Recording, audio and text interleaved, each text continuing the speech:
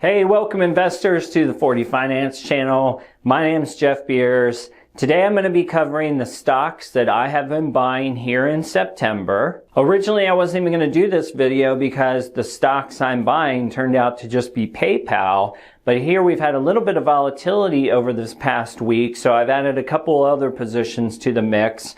I'm just going to go through and show you what prices I bought at, where's my cost basis, and in general what I think about these stocks. Reminder as always that my stock picks and projections, they're just my opinion for your entertainment. Please talk to a professional before taking on the risks of the stock market. But if you enjoy videos like these and going deep on stocks, then please subscribe to the 40 Finance channel. I've been posting here 3 or 4 times every single week, so make sure you sign up so you don't miss any of the videos. Also going on, we still got the 15-minute stock analysis guide to download for free when you join the email list. Check out the link in the description. Lots of great free resources and tips in there to help you analyze the stocks that spark your curiosity and see if they deserve a spot maybe on your watch list. All right, first stock on the board for stocks I'm buying in September is Rocket Companies. This is an existing position for me.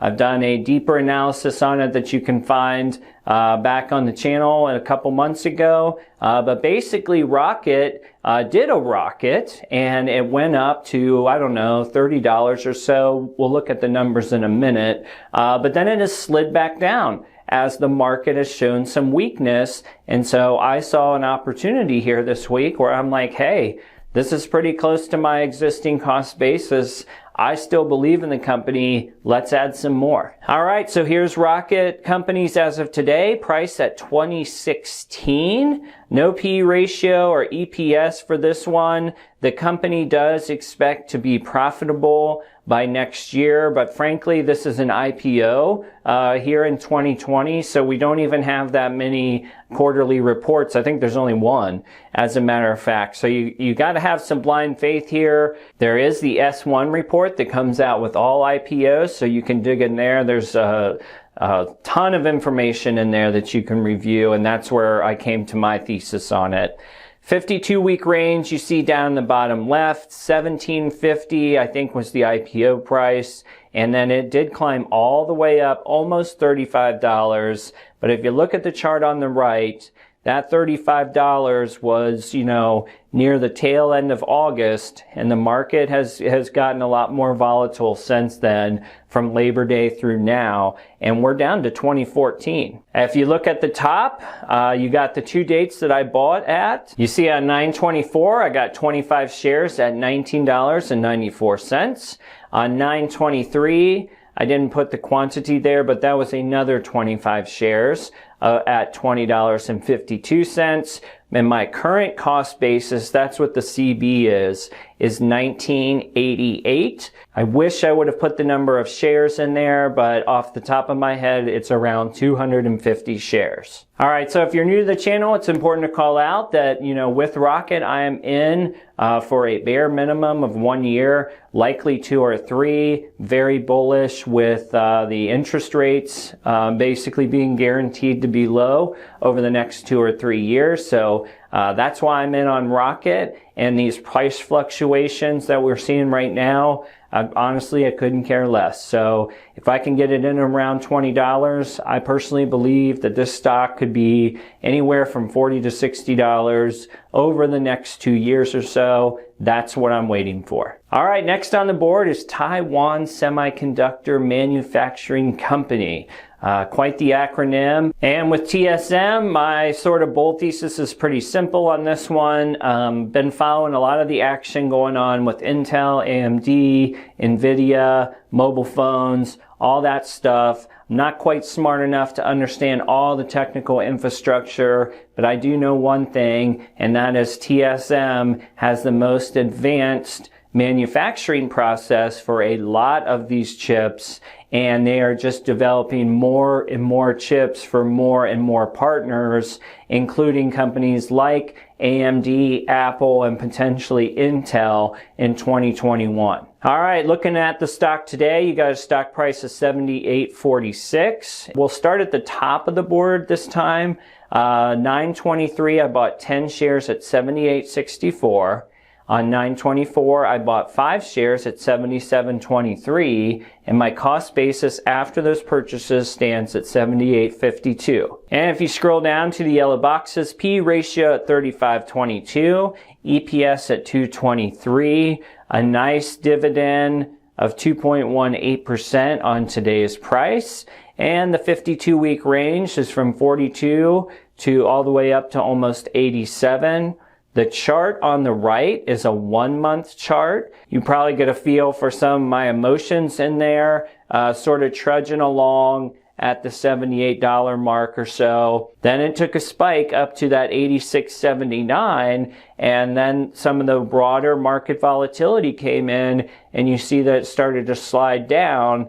I missed a bigger jump on TSM by not getting in earlier, roughly a month ago or so, where it went up $15 or something. So when it spiked up and then ran back down, I knew that I wanted to add more to my position so that I had enough in the future in case it runs back up. And just like Rocket Mortgage and most everything else I own, this is at least a 1-year hold for me. I think TSM is going to be a pillar in the chip community for a long time, and I'm looking forward to watching this one grow steadily over time. All right, last one on the list is my recent favorite that I'm sure you're all tired of hearing about, and that is PayPal. I have a lot of bull thesis for PayPal. You can go back and watch several videos over the past 30 days where I compare them to Square. I talk about their e-com opportunities.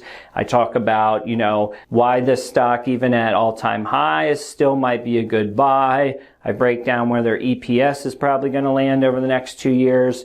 All those things are on the 40 Finance channel. Just type in PayPal. Stock price today for PayPal is $183.26. And you look off to the top right and you can see just how often I've been in on this one this month.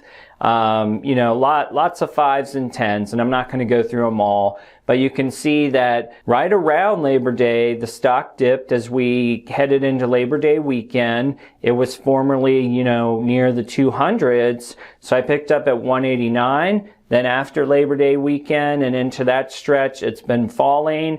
I just chip away with little, 5 stock purchases here and there.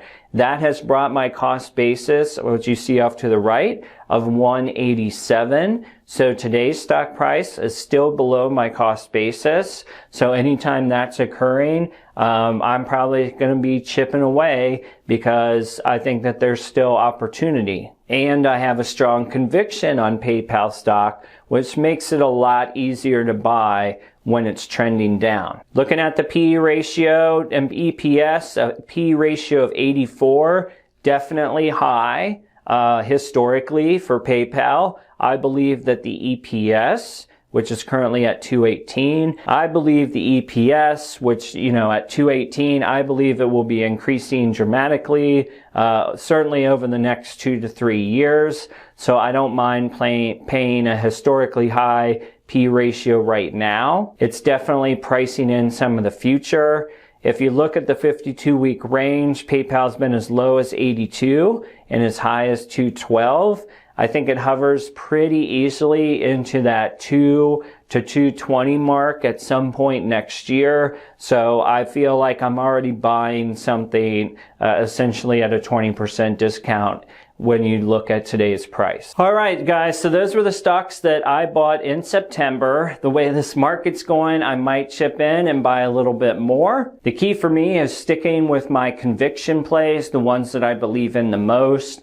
And that's easy to do when you've done your homework and you believe in the companies, and you can clearly see right now that this is a broad market sell-off, right? This isn't 1 or 2 stocks that are going down 40% on some bad news. This is a ton of stocks dropping across the board. Not sure how long it's going to last. So, pick your spots. And I would recommend, as you saw what I did in here, never just assume that a dip is the bottom, right? If you're in something for the long term, just do those little chipaways. At my level, 5 to 10 shares works out pretty well for chipping away. It might only be 1 share for you, and that's okay. Just keep pegging at it, throw darts at the wall and watch where the stock is trending. Remember, if you have conviction and if you're in for the long term, then red days are good days. All right, hope you guys enjoyed this video. Please give me a like and subscribe if you did. We'll see you on the next one.